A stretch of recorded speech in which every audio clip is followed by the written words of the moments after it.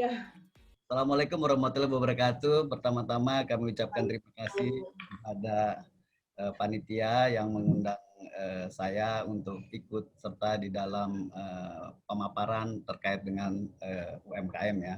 Yang terhormat kepada Ibu Rektor, Ibu Profesor Dr. Rina Idiastuti, SEMCA. Kemudian yang terhormat Ibu Dekan, Profesor Dr. An Chandrawulan. Yang terhormat juga kepada Bapak Dr. Dadang Epi Sukarsa selaku Ketua Program Studi Magister, juga yang terhormat kepada Ketua IKANO, Ibu Dr. Ranti Fauzi Mayana, dan juga kepada para pembicara lainnya. Terima kasih atas kesempatan. Dalam hal ini, saya hanya mencoba menyampaikan bagaimana peranan LPS, karena kebetulan LPS juga merupakan salah satu financial safety net bersama-sama dengan BI dan OJK, sesuai dengan fungsi dan tugasnya masing-masing dalam rangka mendorong kebangkitan UMKM melalui strategi permodalan.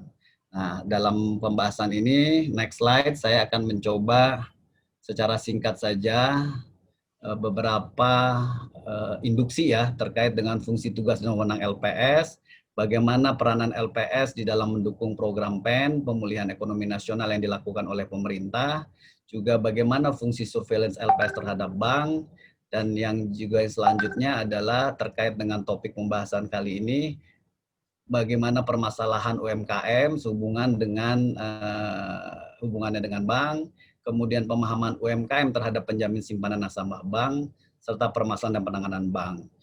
Karena kenapa ini hal menjadi penting, sepertinya kalau kita bicara pelaku UMKM, mereka mendapat pinjaman atau mendapat pinjaman kepada bank atau BPR atau BPD, itu isunya adalah masalah bagaimana dia memisahkan antara simpanan nasabah dengan sebagai nasabah debitur dan nasabah penyimpan. Next. Nah, saya mencoba menerangkan dulu bagaimana peranan LPS di dalam menjaga stabilitas sistem perbankan ya. Karena salah satu tugas LPS didasarkan pada Undang-Undang LPS, sebagaimana tadi Pak Febrio nyatakan bahwa dengan adanya Perpu 1 2020 yang diundangkan dengan Undang-Undang 2 2020, maka kewenangan LPS itu diperluas. Nah, kalau kita melihat Pasal 4 dan Pasal 5 Undang-Undang 24 2004, LPS itu mempunyai dua fungsi. Fungsi yang pertama adalah menjamin simpanan nasabah penyimpan. Yang kedua adalah yang tidak kalah penting, turut aktif dalam memelihara sistem perbankan sesuai dengan kewenangannya. Nah, bagian turut aktif dalam memelihara sistem perbankan sesuai dengan kewenangan ini merupakan bagian LPS menjaga stabilitas sistem perbankan melalui tindakan resolusi, yaitu salah satunya adalah merumuskan dan menetapkan kebijakan dalam turut serta aktif memelihara stabilitas sistem perbankan. Yang kedua, merumuskan, menetapkan, dan melaksanakan kebijakan penyelesaian bank gagal yang tidak berdampak sistemik, dan melaksanakan penanganan bank gagal yang berdampak sistemik. Nah, fungsi utamanya juga adalah menjamin simpanan, bagaimana LPS juga merumuskan dan menetapkan kebijakan pelaksanaan penjaminan dan melaksanakan penjaminan simpanan. Next slide. Nah, selain Undang-Undang LPS, yang mengatur kewenangan LPS juga ada Undang-Undang 9 tahun 2016, yaitu Undang-Undang PPKSK. Undang-Undang PPKSK itu hadir dengan memberikan kewenangan kepada LPS untuk melakukan early intervention, early access dalam rangka menangani bank yang bermasalah. Sehingga dengan diharapkan LPS dapat melakukan persiapan penanganan dan peningkatan intensitas persiapan penanganan, termasuk salah satunya adalah due diligence dan penjajakan kepada pihak lain. Nah, tindakan early intervention ini adalah untuk mendeteksi lebih awal kalau memang terjadi permasalahan baik itu likuiditas maupun solvabilitas. Dalam konteks LPS, tentunya LPS melakukan monitoring terhadap perilaku dari nasabah penyimpan yang menyimpan pada bank. Apakah ada perubahan perilaku dari nasabah di dalam melakukan simpanannya di bank. Kemudian yang kedua adalah LPS mempunyai kewenangan yang ditambah, tidak hanya bicara penyelesaian dan penanganan bank yang dengan opsi likuidasi maupun opsi PMS, tetapi berdasarkan Undang PPKSK, LPS juga mempunyai kewenangan tambahan untuk melakukan tindakan resolusi dengan opsi P&A, pengalihan sebagian dan seluruh aset kepada bank penerima, atau yang dikenal dengan purchase and assumption, kemudian opsi bridge bank, pengalihan kepada bank perantara berdasarkan pasal 22 Undang-Undang PPKSK. Nah, salah satu yang ada di Undang-Undang PPKSK juga adalah dari segi pendanaan.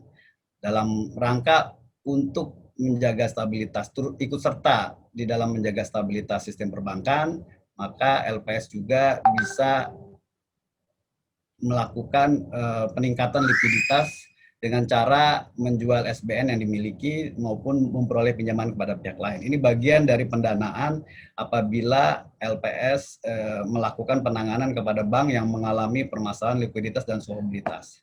Yang ketiga adalah di Undang-Undang PPKSK itu juga LPS diminta untuk menyelenggarakan program restrukturisasi perbankan berdasarkan Undang PPKSK. Jadi kalau kita lihat struktur di dalam Undang-Undang PPKSK, tugasnya LPS bersama-sama dengan BI dan OJK adalah ada kondisi normal dan ada kondisi krisis.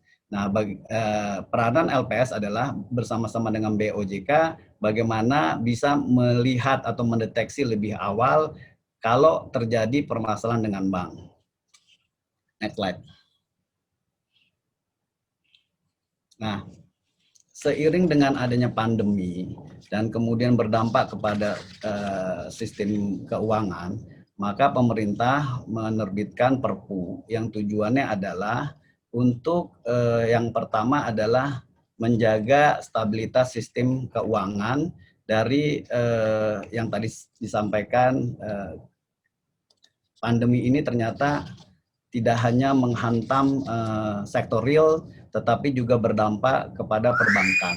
Nah, yang dikhawatirkan adalah bagaimana LPS bersama BI dan OJK bisa kemudian melakukan penanganan lebih cepat atau mendeteksi lebih cepat apabila ada bank yang mengalami permasalahan likuiditas dan solvabilitas. Nah, diterbitkannya lah Undang-Undang 2 2020 dan kemudian diatur lebih lanjut di dalam PP 33 2020. Nah, salah satu penambahan atau perluasan kewenangan LPS adalah persiapan penanganan peningkatan intensitas persiapan untuk penanganan permasalahan solvabilitas bank yang dilakukan pada saat banknya ditetapkan sebagai status BDPI. Jadi dengan Undang-Undang 2 2020 ini kita bersama OJK pada saat penetapan status BDPI kita bisa sudah mulai melakukan persiapan penanganan dan peningkatan intensitas persiapan. Yang kedua adalah dalam rangka melakukan antisipasi kegagalan bank, maka LPS juga diminta untuk lebih awal melakukan early involvement dalam bentuk penempatan dana pada bank. Ada dua tujuan di dalam penempatan dana pada bank. Yang pertama adalah mengelola dan atau meningkatkan likuiditas LPS dan atau mengantisipasi dan atau melakukan penanganan stabilitas permasalahan sistem keuangan yang dapat menyebabkan kegagalan bank. Nah, ini kewenangan baru yang diberikan kepada LPS dengan tujuan untuk menjaga stabilitas sistem perbankan.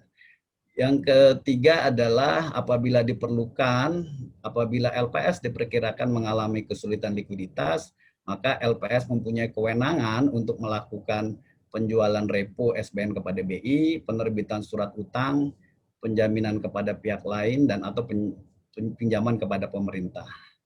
Dan yang selanjutnya, penyelamatan BSBS tidak hanya mempertimbangkan biaya yang paling rendah atau least cost test. Jadi kalau berdasarkan Undang-Undang LPS sebelumnya, bahwa penyelesaian terhadap BSBS itu dilakukan dengan mempertimbangkan biaya yang paling rendah. Hanya saja dalam konteks pandemi dan keterlibatan LPS untuk menjaga stabilitas sistem perbankan, maka LPS di dalam menentukan penyelamatan bank juga harus mempertimbangkan kondisi lain. Tidak hanya bicara mengenai risk cost test, tetapi juga mempertimbangkan kondisi perekonomian, kompleksitas masalah bank, kebutuhan waktu penanganan, ketersediaan investor, dan atau efektivitas penanganan permasalahan bank.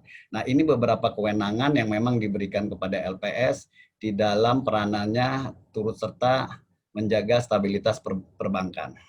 Next. Nah, sekarang yang menjadi pertanyaan adalah bagaimana dukungan LPS dalam rangka PEN. Kita tahu di dalam Undang-Undang 2 2020 ada dua bab yang mengatur. Yang pertama mengatur mengenai kebijakan sistem keuangan, yang kedua mengatur mengenai kebijakan sistem stabilitas sistem keuangan.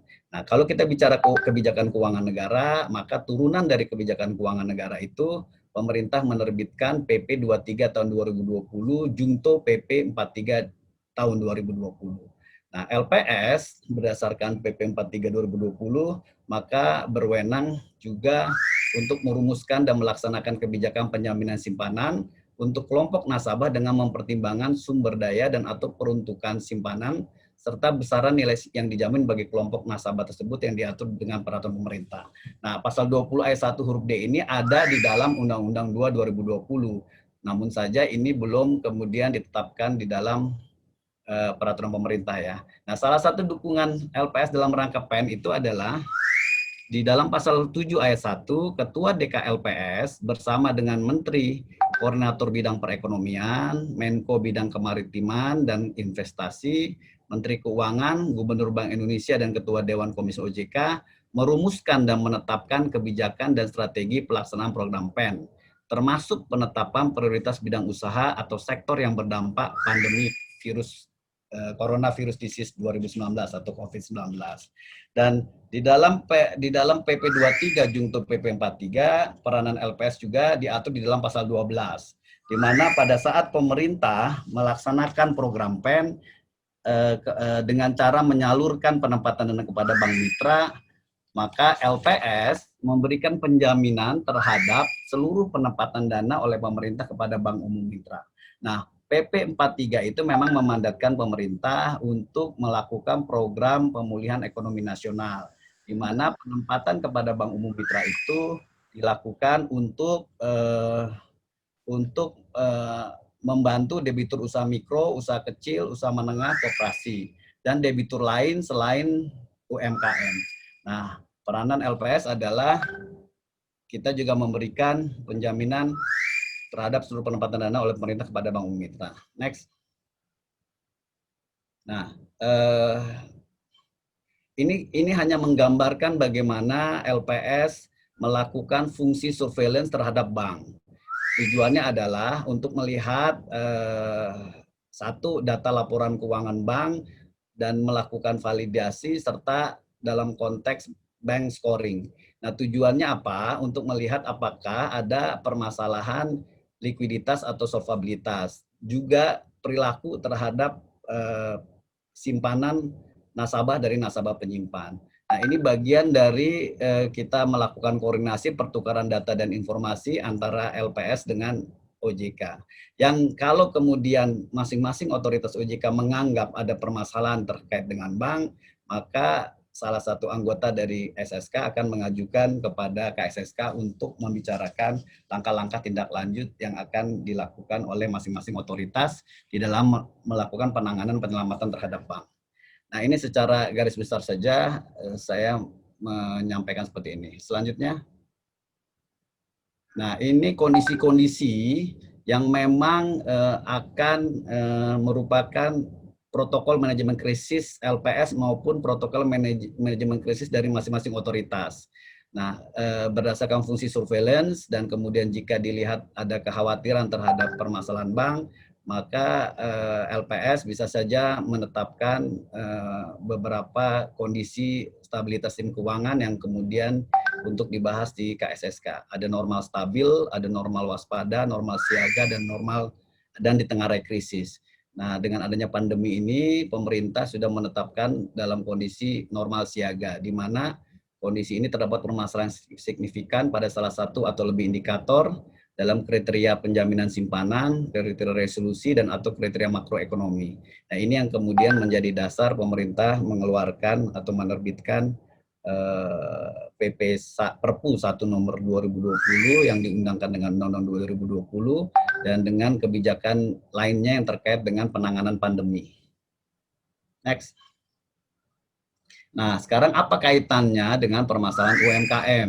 Dilihat dari fungsi dan tugas LPS. Kalau kita melihat permasalahan UMKM itu adalah biasanya mayoritas itu adalah akses pembiayaan.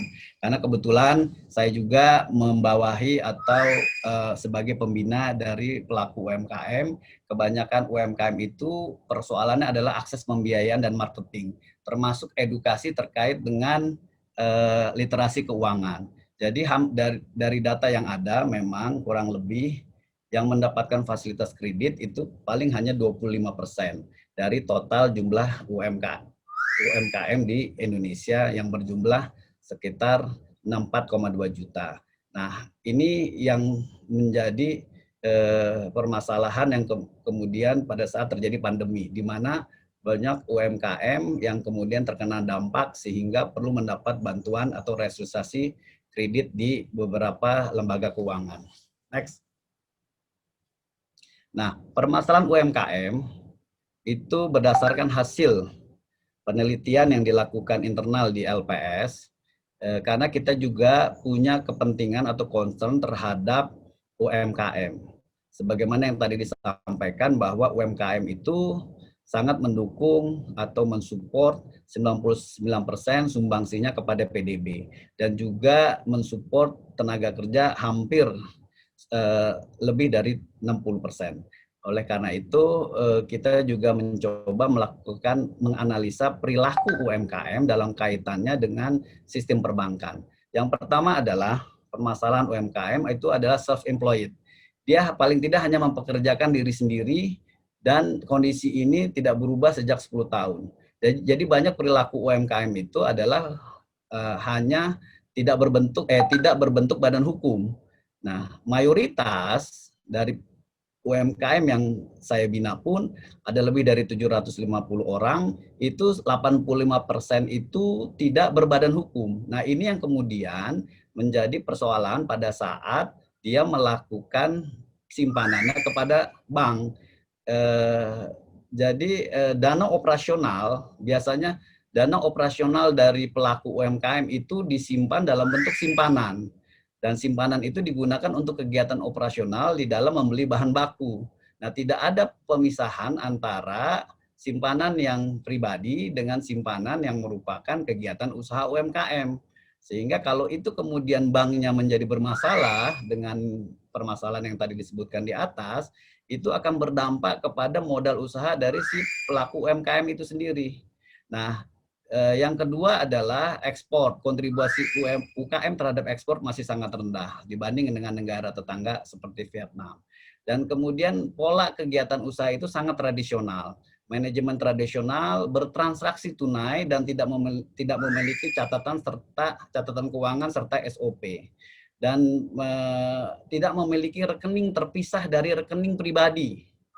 Belum memiliki laporan keuangan sederhana, belum menggaji diri sendiri, umumnya tidak menyangkut mengenai harga pokok penjualan produknya yang berakibat pada kesulitan mereka dalam menetapkan harga.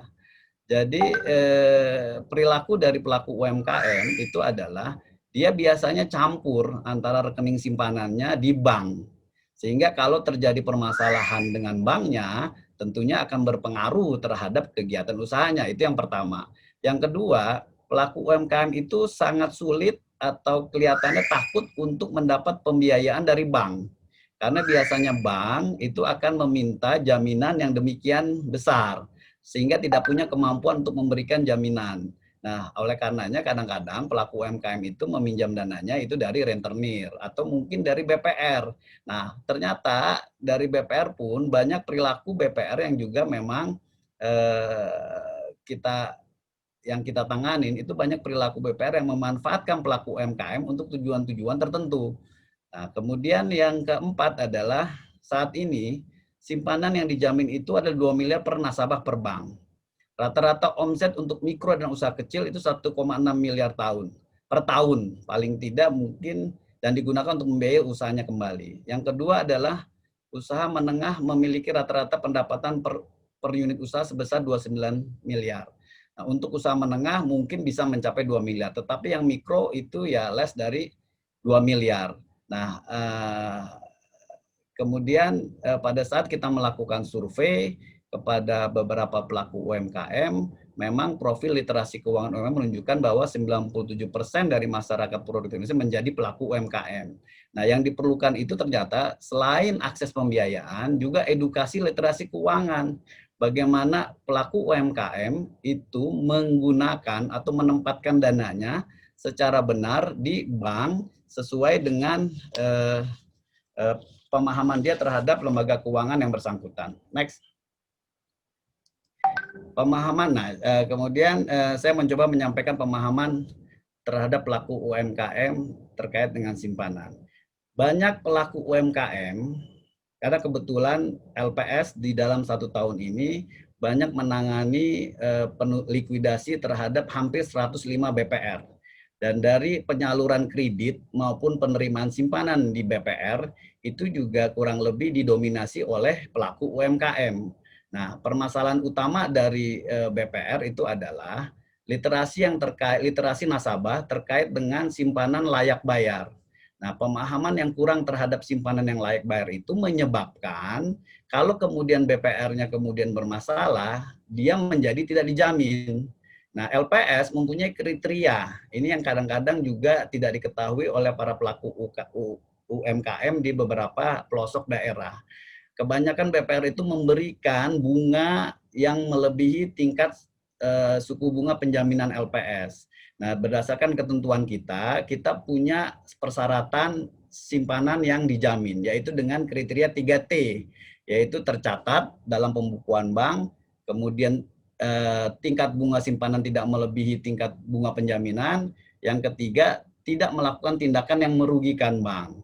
Nah, yang pertama adalah dia harus tercatat terlebih dahulu. Yang kedua, dia tidak boleh melebihi tingkat bunga penjaminan. Itu menyebabkan simpanan dari para pelaku UMKM yang menyimpan dananya di BPR itu tidak banyak yang tidak dijamin. Karena apa? Perilaku BPR itu kadang-kadang pengurusnya itu memberikan satu bunga yang sama dengan tingkat bunga simpanan, tetapi untuk menyiasati kadang-kadang mereka memberikan cashback atau memberikan bonus yang secara rutin setiap bulan dilakukan, sehingga kalau dihitung itu dapat melebihi tingkat bunga simpanan yang tidak dijamin. Nah, ini yang menjadi permasalahan terhadap pelaku-pelaku usaha mikro di beberapa daerah pada saat banknya kemudian dilikuidasi, ditutup, dan mereka menggugat kenapa kemudian simpanannya tidak dijamin. Next.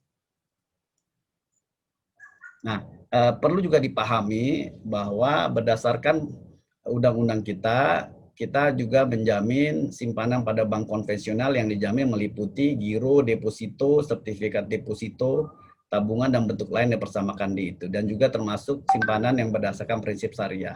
Jadi kita hanya menjamin simpanan dan berdasarkan PP 66 tahun 2008, nilai simpanan yang dijamin untuk setiap nasabah pada suatu bank yang paling banyak adalah 2 miliar. Next. Nah, pemahaman UMKM terhadap penjamin simpanan nasabah bank juga kurang, literasinya kurang.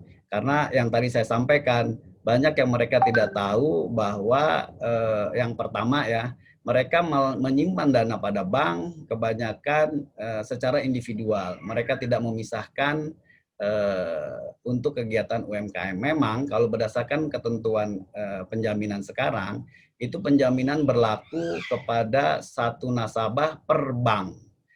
Tidak dibedakan kalau misalnya ada 2 nama dalam satu bank, maka akan dijumlahkan paling tidak boleh melebihi dari 2 miliar. Karena nilai 2 miliar itu yang dijamin oleh LPS. Nah, edukasi terhadap pelaku UMKM adalah bagaimana mereka mulai membuat suatu bentuk badan hukum memisahkan kegiatan usaha dengan kegiatan pribadinya.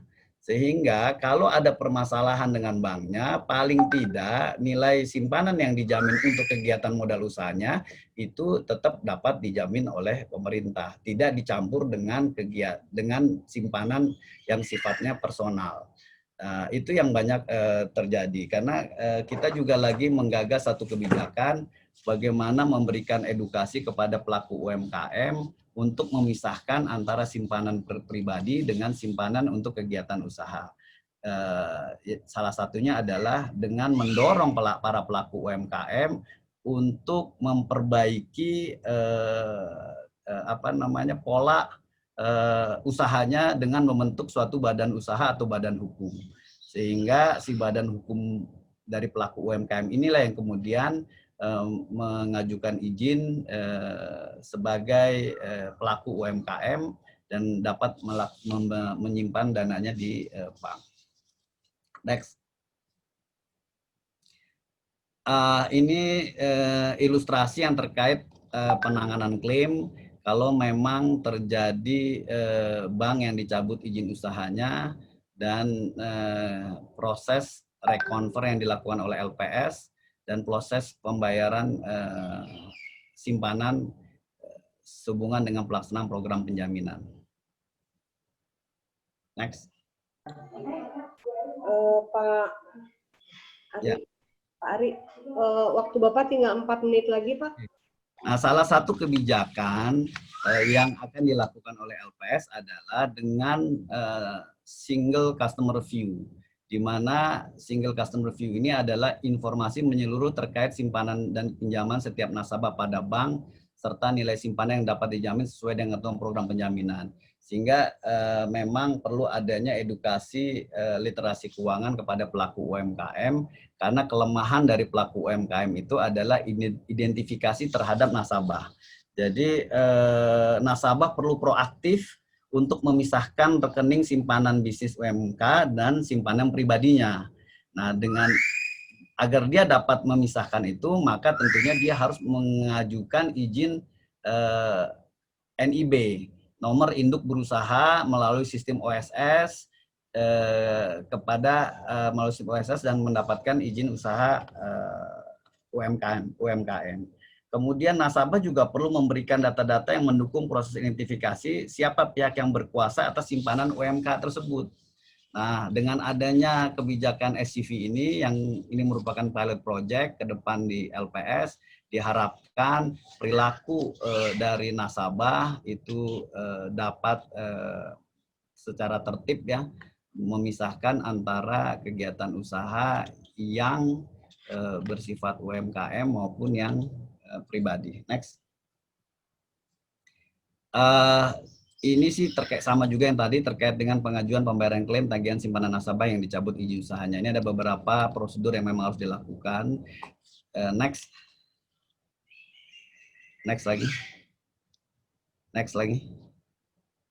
Nah, ini yang terjadi, permasalahan bank yang terjadi yang menyangkut BPR yang banyak penyaluran kreditnya kepada pelaku UMKM. Biasanya UMKM itu melakukan pinjaman kepada bank, rata-rata BPR, dan yang ditutup 105 itu kebanyakan BPR, dan biasanya pelaku UMKM itu pada saat mendapatkan pinjaman itu kadang-kadang suka tidak mengetahui perilaku dari pengurus.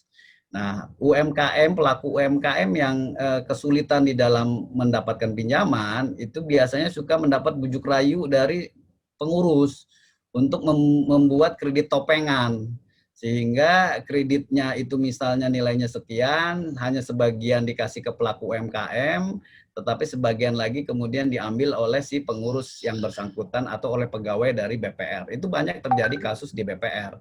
Sehingga kita mengenal adanya kredit fiktif, kredit topengan, itu sekedar hanya untuk memfasilitasi pelaku-pelaku UMKM yang sebenarnya desperado terhadap mendapatkan pinjaman. Nah, itu biasanya menjadi bermasalah pada saat banknya ditutup.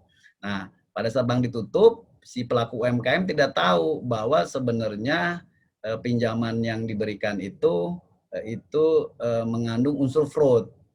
Dia tidak tahu juga jumlah pinjaman yang di-approve sama yang dia diterima, sehingga itu berdampak kepada simpanannya. Kalau kemudian si pelaku UMKM itu punya simpanan di bank yang bersangkutan, maka di LPS berdasarkan ketentuan peraturan perundang-undangan harus melakukan set off. Jadi si pelaku UMKM rugi dua kali. Pertama dia ditipu oleh pengurusnya, Kedua, kemudian dia juga tidak bisa mendapatkan simpanannya. Nah, banyak kasus-kasus yang kita laporkan bekerja sama dengan OJK di dalam melaporkan transaksi yang mengandung fraud. Nah, saya pikir itu next apa? Ya, saya pikir yang paling utama di dalam bagaimana strategi memberdayakan atau membangkitkan UMKM dari aspek permodalan adalah bagaimana memberikan edukasi literasi kepada pelaku UMKM untuk menyimpan dananya kepada bank secara proper, juga menggunakan merubah transaksi yang sifatnya tradisional menjadi lebih modern dengan membentuk badan usaha sehingga gampang kemudian melakukan identifikasi di dalam penyaluran kredit maupun mengidentifikasi simpanan antara simpanan nasabah dengan simpanan dari yang bersangkutan untuk kegiatan usaha UMKM. Itu saja yang mungkin bisa saya sampaikan. Terima kasih. Wassalamualaikum warahmatullahi wabarakatuh.